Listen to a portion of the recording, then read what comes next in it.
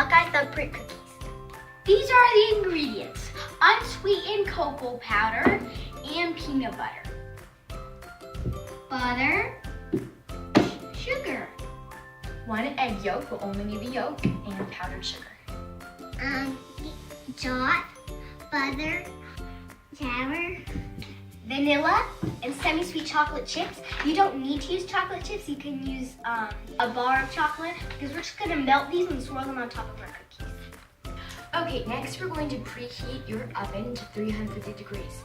Now, we're using a roaster because extra large one, because our oven, as you can see in the back here, is badly broken. So you just want to preheat that to 350 degrees. Go. We're gonna start by making this sweet peanut butter filling. We're going to start by getting half a cup of peanut butter and putting it into the bowl.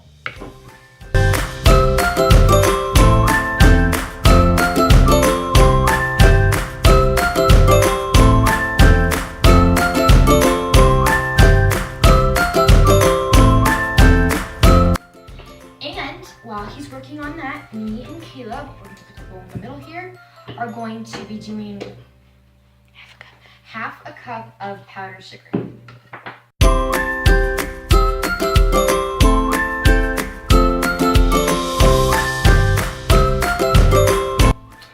And we're going to have 1 teaspoon of vanilla for step 1.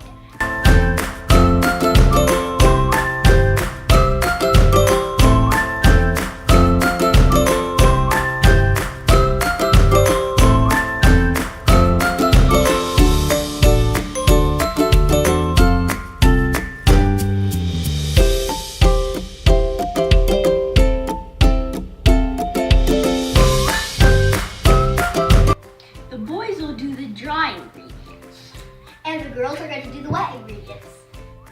Okay, so now we're going to cream the butter and the sugar. So we're going to get our large bowl and we're going to add them in and then beat them. 1 whole cup of sugar in. How many butters are we doing, Susie? 2. 2 butters. The butter first.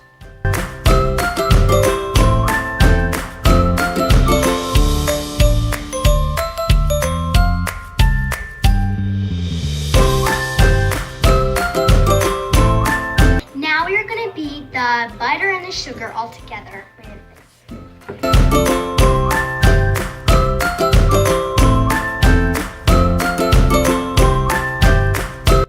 So we used brown sugar, so it's not going to come out as pale and fluffy as it would have if we hadn't, but it's healthier. Okay, so the recipe calls for an egg yolk. So I'm going to show you the best way to separate the egg yolk from the egg white. So this is how I like to do it.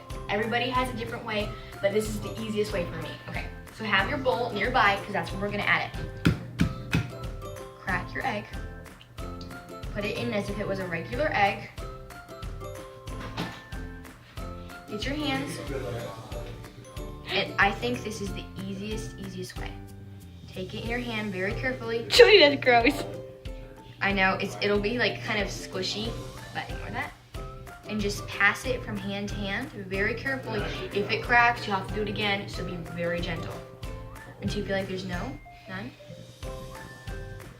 And look at that, we have actually absolutely no white. I think it's the easiest way, even though, okay, so I think you can stir it in. I think the best way is to beat it in, it combines it better. And so you just want to, oh, we don't want to spin it. Right there. Just beat it until it's combined. We're going to start by putting 2 cups of flour into the bowl.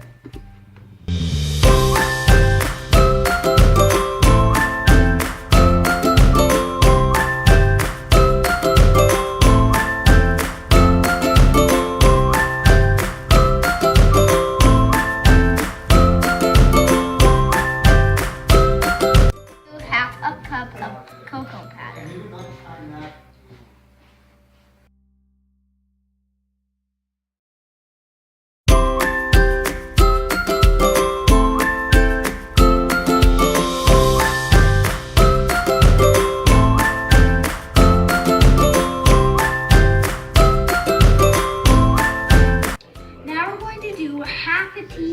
some salt.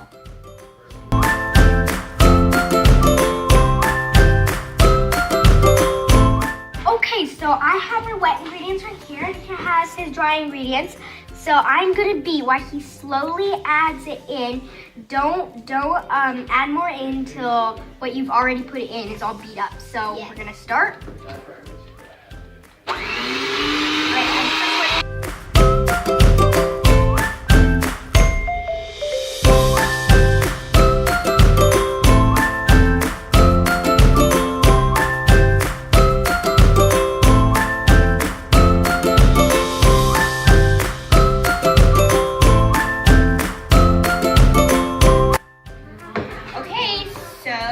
What it looks like. It's kind of like all in balls. It doesn't feel like as wet as normal batter. You know what? It's probably because we used whole wheat flour and brown sugar. But yeah, so we can still like roll it up. And I think we are ready to lick the beaters. Okay, so now it's time to get your cookie sheet and put parchment paper on it. But we have a roaster and it's extremely small compared to our oven. It's big for a pot. So we have our tiny little pizza pan. It's about the size, I don't know, maybe For like a mini pizza. Yeah, it's like 8 inches across maybe. So it's much less than that. It's like 5. Okay, well something like that, 6 maybe. And we're just going to fit like 3, maybe 4 on it. But you definitely should be using a larger one if your oven is working. So pull out your big cookie sheet and we're going to cover it with parchment paper because it will stick.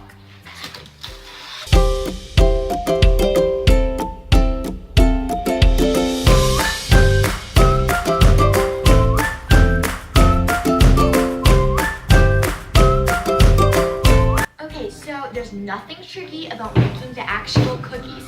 So how we're gonna start? Kayla! Oh, just put it in.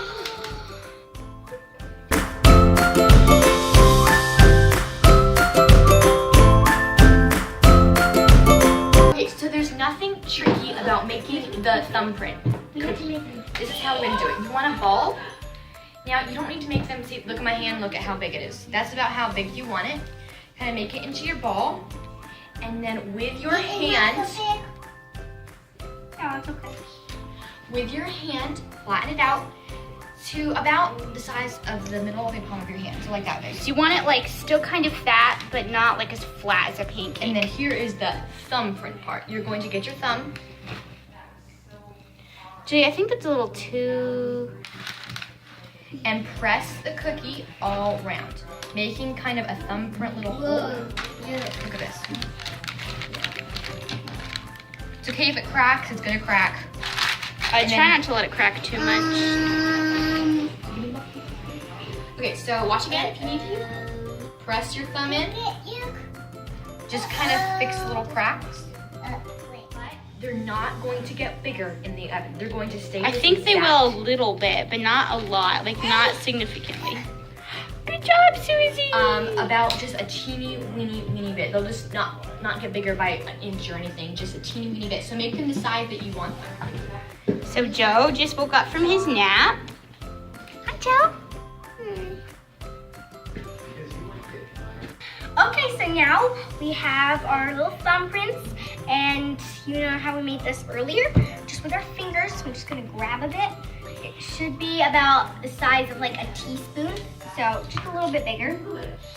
Okay, so this is about the size, it should be just not too much. Not on your palm so you can see how big it is. Not too much. Would you like to put it on, sweetie? Just put it in the middle. That's right. So yeah, so it's pretty cool. Okay, so we're ready to bake the thumbprints. But I'm going to be putting a rack in my roaster. You're of course going to have racks in your stove. So do this, rack in. Careful, So, make sure it's stable. remember, you're preheating your oven to 350 degrees. Also, these are going to be baking for 15 minutes. So make sure you're checking. I told you if it wasn't stable, that might happen. Make sure you're checking them on. Hurry, hurry, the heat's going out.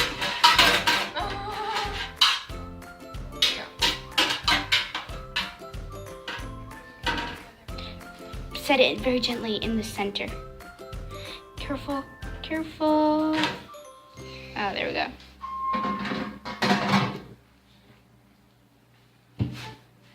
Okay, so we'll see you soon. We're going to be making some more batches and just switch them as soon as we can. Change them to a plate for cooling or something. And we're going to keep on doing this since we have a tiny one. You're probably going to be able to do this in a one batch. So you just do that because that's much more easier.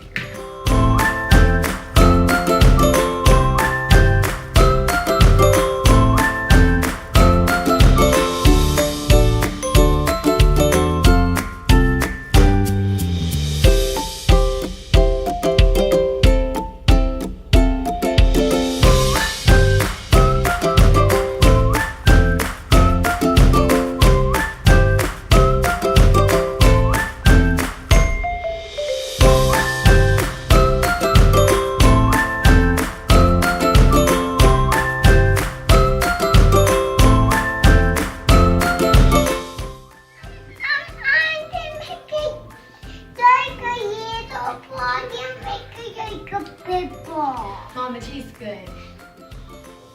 I mean, it doesn't taste terrible. It's not terrible. I guess that's good news. Okay, so now it's time for the chocolate. I am using chocolate chips, but you can use a bar of chocolate. You can use any kind of chocolate that works for you. We're gonna use chocolate chips. Now you're gonna need 4 ounces, which is about a cup, a little bit more. It's actually less than a cup. And next you're gonna microwave it into the oven. Be careful not to burn it. Every 30 seconds stirring it to make sure you're not burning it. I'm gonna set it for 2 minutes and 30 seconds, but that's not what I'm doing. I'm just going to do it, and I'm just going to do it by looks. And if it's smooth and creamy but not smelling burned, that's perfect. That's exactly where you want it. So I'm gonna be checking on it about every 30 seconds. Make sure you're not burning it. It's extremely easy to burn chocolate. Another 30 seconds, but you also want to use your sense of smelling. Because if you are smelling that kind of, I don't know how to explain it. You'll know it when you smell it, that it's not doing well and then it's burning. Look at this, look at this. It's really creamy. Now really, I could do more because there is still chunks in there a little bit, but just mix it up because it's hot. Now, when it's like this, you don't want to try to do it anymore, just in case we don't. So that took me exactly 1 minute and 45 seconds. Next, we're going to pipe it into a paper bag. Now, there's no really easy way to do this. So you're gonna wanna not put your chocolate drizzle on until they're cool. And they're kind of warm, so I'm just gonna give them a little while longer.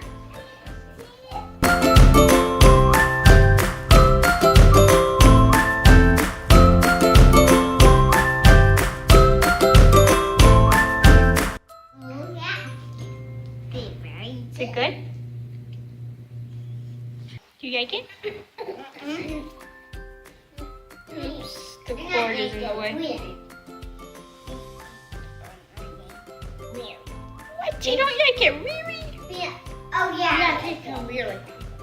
It's kind of weird. Yeah, right here it's kind of The cookie's kind of weird. yeah. Only a peanut butter is not weird. The peanut butter is not weird.